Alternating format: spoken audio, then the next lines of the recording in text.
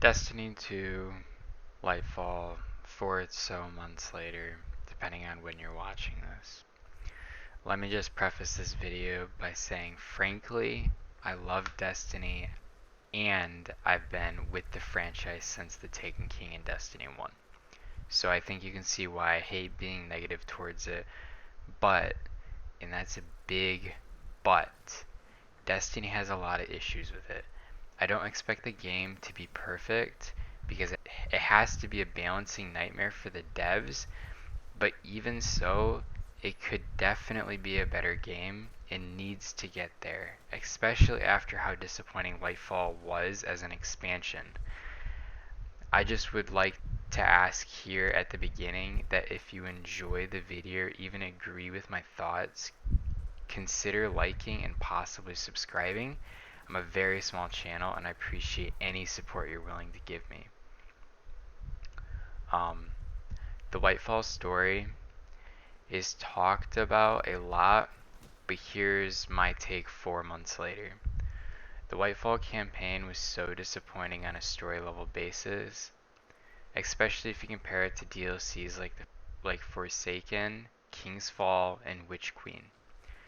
We are just now finding out what the Veil is 4 months after Lightfall's release. I'm paraphrasing what Byf described in his video. Lightfall is like selling us a car you can't drive because it has no tires, then selling the tires to us 4 months later in seasonal content.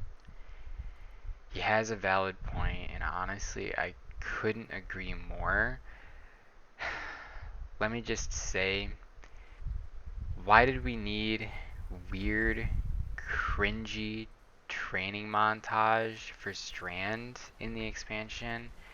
It just felt weird to me. But speaking of Strand, the whole Lightfall story was a quest just to get it. And you don't even get to customize it at all until the campaign is over with. I found it incredibly frustrating. I would have loved to have been able to use it how I wanted throughout the campaign, especially the final boss fight, Callus. My dumbass and my buddy took 2 hours to beat him day one because we kept getting booped off the edges. If we could have had the strand grenades instead, it would have been smooth sailing for us. But Callus as a fight was cool, and I liked the mechanics and the cutscenes with him even earlier in the expansion. But god damn, when he seems like such an idiot talking back to the witness like he did, he definitely knew the witness could just snap his fingers like Thanos and rock his shit, so I don't know why he thought it was a good idea. On to Nimbus. Oh my god, I don't get this dude. He was sad about Rohan dying for about one story mission, then goes on to being an even more cringy douchebag for the rest of the campaign, especially after killing Callus, and him saying, and I quote, "The uglier they are, the harder they fall." Then he proceeds to try and give Keitel a fist bump after we just killed her fucking dad. As much as she didn't like him, but come on, he was written as such an incredibly insensitive asshole.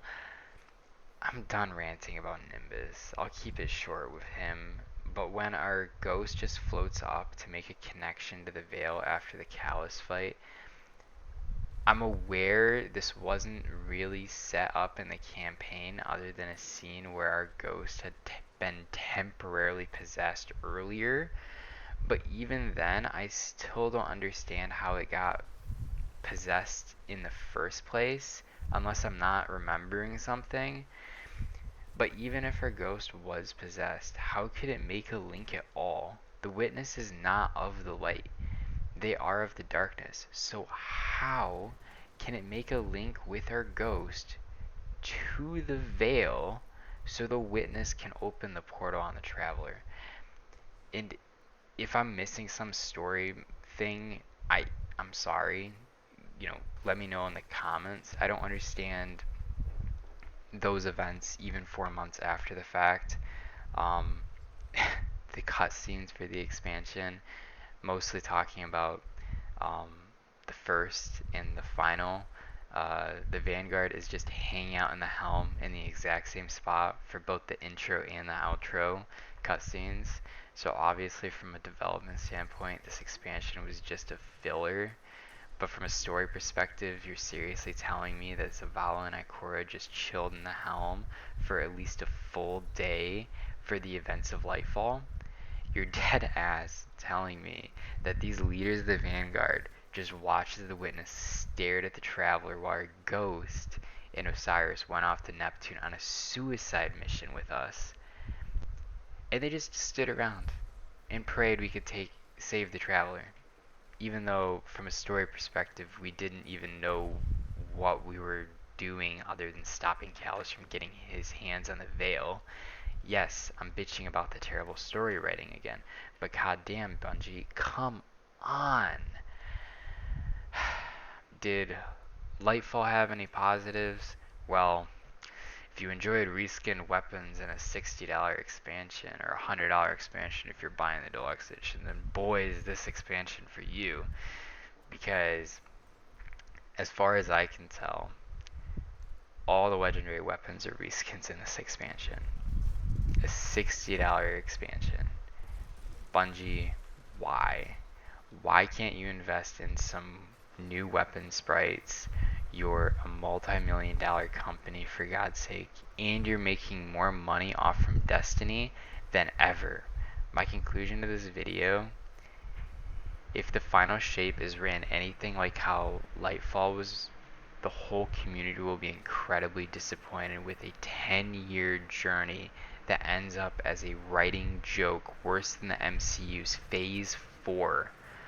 Bungie, please, if you can give us a good story and a good game loop for the final shape, it's bound to make the community happy. But with this being Destiny's endgame, and us not knowing what the future holds for the Destiny IP, we need the final shape to be a home run. Those are my final thoughts on Lightfall 4 or so months later. If you enjoyed the video or even agreed with what I had to say, leave a like and consider subscribing. It's free, and it would help out my small channel a lot. And if you made it this far, leave a comment about what you agreed with or disagreed with most. And thank you so much for watching to the end. I really appreciate it.